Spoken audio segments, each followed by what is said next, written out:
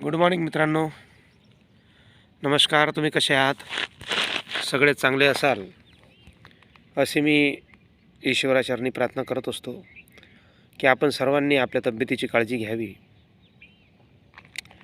तसेच आज जो इथं बोलण्याचा जो विषय आहे तो विषय असा आहे की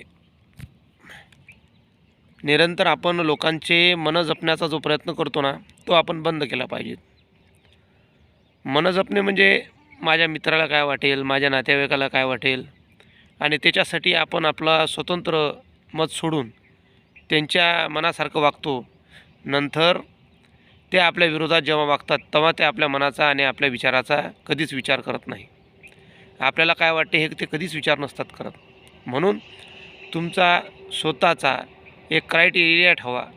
क्रायटेरिया म्हणजे स्वतःची काहीतरी अशी लिमिट ठेवा. बघा, ह्या पृथ्वीतलावर अनेक जानवर तुम्ही बघितले असतील. वाघ बघितला असेल, सिंह बघितला असेल, अजून हत्ती बघितला असेल, जिराफ बघितला असेल.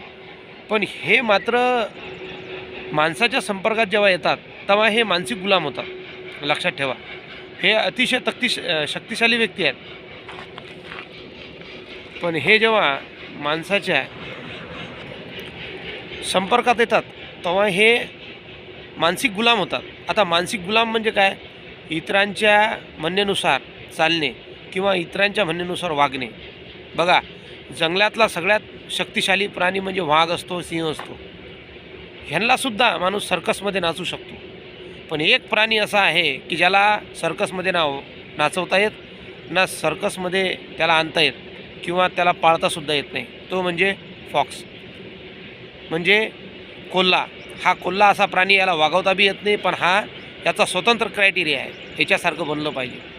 म्हणून आपल्या सीमाया बांधा, कोणाच्या हाताचे बावले होऊ नका, स्वतंत्र मनाने जगा. कमी असेल, जरा असेल, लोक कमी जोडतील, काही हरकत नाही, पण स्वतःच्या हिमतीवर जगणं शिका. इतरांचे मन जपणं सोडून द्या, त्रास तुम्हाला कमी होईल. आजच्या व्हिडिओच्या माध्यमातून हेच सांगतो. थांबतो, भेटूया नेक्स्ट व्हिडिओमध्ये.